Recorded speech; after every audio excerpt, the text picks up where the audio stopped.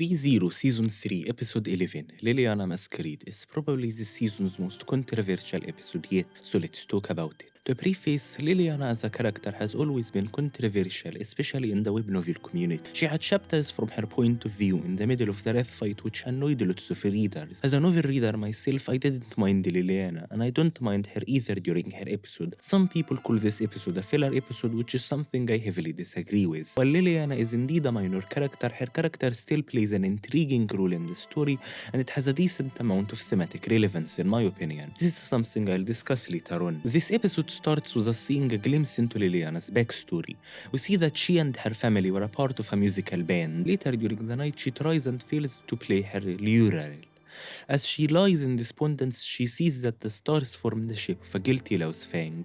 Getting inspiration from that, she attempts to sing her own song, but is told to stop singing gibberish by her mom and forced to go to bed. Later, during the next day, when Liliana wakes up, her family's carriage passes by a city. She wishes to play their songs there, but is rejected by her parents, her dad declaring that they only sing in small villages, something that grinds Liliana's gears. Liliana's wish to play in the big city is something that foreshadows her big dreams and aspirations, something that we see later on with her character. Following her parents' constant rejection of her wishes, she decides to ditch them and to go on her own path, as her own individual bard. After the opening, we continue from where we left off in the after-credits scene of the last episode, with Priscilla taking a direct hit from Sirius's chin. Right after getting hit, Priscilla readjusts herself in mid-air and uses the young sword to break her fall. One of the jewels in her necklace shatters, seemingly taking damage in her stead. As Sirius sees this, she declares that Priscilla's way of living is overly prideful, mentioning Iris and the King of Thorns again. The mention of Iris and the King of Thorns again enrages Priscilla even more. Priscilla calls Sirius a cur who pries into others' pasts. The relation between Iris and the King of Thorns and Priscilla's past is something rather interesting in my opinion. Seeing the enraged Priscilla, Sirius reaffirms her view on love, declaring that wrath is the most detestable emotion of all, and that for people's hearts to be filled with joy they require mutual understanding. The rather overt theme of this fight is a theme of love, with Priscilla and Sirius's views on love clashing together. Liliana views Sirius's view of love as something absurd. Upon hearing Liliana's opinion on her view of love, Sirius immediately attempts to end Liliana's life. Her wish to silence anyone who disagrees with her views is an interesting bit of characterization. After Priscilla intercepts her attack, she comments on Sirius's petty wrath, something that infuriates Sirius. She declares that Priscilla's words are an attack on her wrathful love with Betelgeuse. Sirius mentions that her wrath is the one gift she got from her precious husband. To that, Priscilla responds that she had 8 husbands, something that gets an intense reaction out of Sirius. As Sirius continues to attack Priscilla, the rest of Priscilla's necklace shatters. Following the start of their altercation, Priscilla jumps in the air and lands behind Sirius. She declares that Sirius's flames are clumsy and that she'll show her how a pioneer blazes through. Interestingly enough, she uses the word pioneer, which is a loan word from English, which could be something like Alice's influence on Priscilla. I'm probably overthinking this though, as Priscilla overrides Sirius's purple flames with her own white flames that she declares only burn what she wishes to burn. She tells Liliana that the stage is set for her and asks her to make sure to amuse her. As Liliana storms into the control tower, she runs up to its top. On the way, she complains about how due to Kiritaka, she took things way too easily. She declares loudly to the crowd behind Priscilla's flame to listen to her song and to watch her dance, as we see another glimpse into her backstory. We see the parts of Liliana's life after she left her parents, with her being helped by a group of merchants, her getting chased by mob beasts, and her falling into rivers. We see that later when she sees her parents with a new child, where she's brought to tears as she believes that her parents replaced. Parents are kind of assholes, to be honest. Later on, we see a starving Liliana walk through a forest. As she crawls through the forest, she comments on how heroes like Reed and Flugel wouldn't have gotten themselves into precarious situations where their lives are on the line, which is rather ironic considering Subaru's existence. After she wakes up from seemingly passing out from exhaustion, she walks up to a lake and is enthralled by the beauty of the world, which is interesting considering Priscilla's worldview. The beauty of the world inspires her to create a song, a blue sky overtaking the morning glow. With that, we cut back to the Sirius fight. Liliana sings her song as Priscilla and Sirius continue to engage each other. Liliana reminisces on her moments with Kiritaka as her divine protection begins to blossom, breaking through Race's soul washing. Seeing Liliana's success, Priscilla remarks that her eyes did not deceive her, and that a simpleton and a fool are similar yet different. A fool has no worth truth in life, while a simpleton is at least entertaining,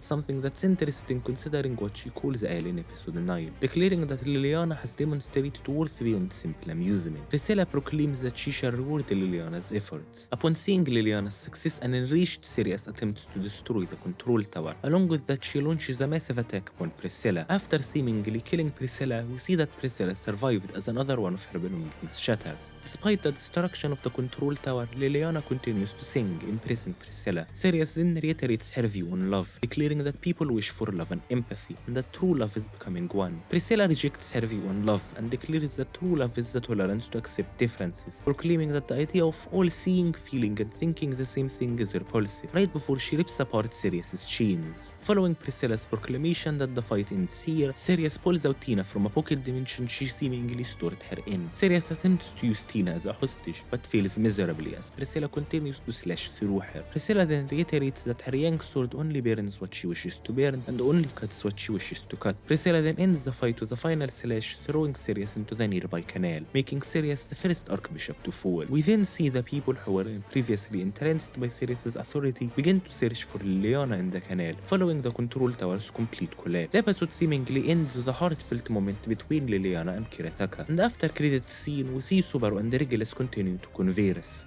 with Subaru proclaiming that the Archbishops are all named after stars from his world, and their authorities are all related to the stars' etymologies. Little gives the hand of Jazua/Orion being the unseen hand, Regulus meaning Little King is a part of the Leo constellation, with its other name being Corleones, the lion's heart. Thus Subaru comes to the conclusion that Regulus' authority doesn't make him invincible, only making the time of his body stop, thus preventing change. Subaru's conclusion enrages Regulus, which results in him attacking Subaru. As Subaru continues to run away from Regulus, he thinks about the Little Kingdom and puts his face in Amelia to figure out the list of Regulus' secrets. It's an interesting bit of development seeing Subaru share his burdens with others, as Season 2/Arc 4 Subaru would have tried to take all the burdens upon himself.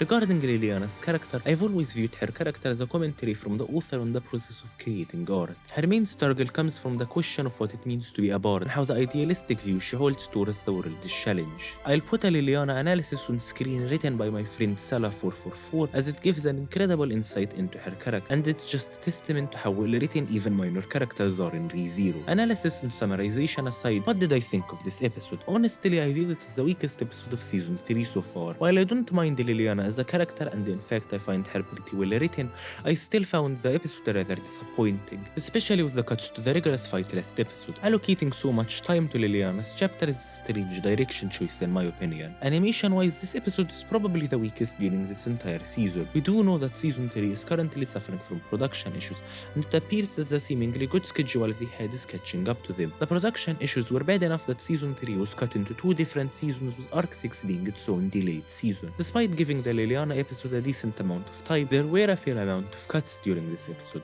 Things such as Sirius seemingly freezing Priscilla in time and her seemingly killing Priscilla twice, which is why the rest of her necklace shatters. Something that I like about the anime in comparison to the novels is the lack of POV shift. In the novels there were lots of POV shifts which felt pretty jarring in my opinion. If there is something I'd like to say is that I'd recommend reading the fights in the novels during your own time. It's chapters 63 through 67 in the web novel and volume 19 of the light novel. If you like this video, please like, comment and subscribe as this helps a lot with the YouTube algorithm.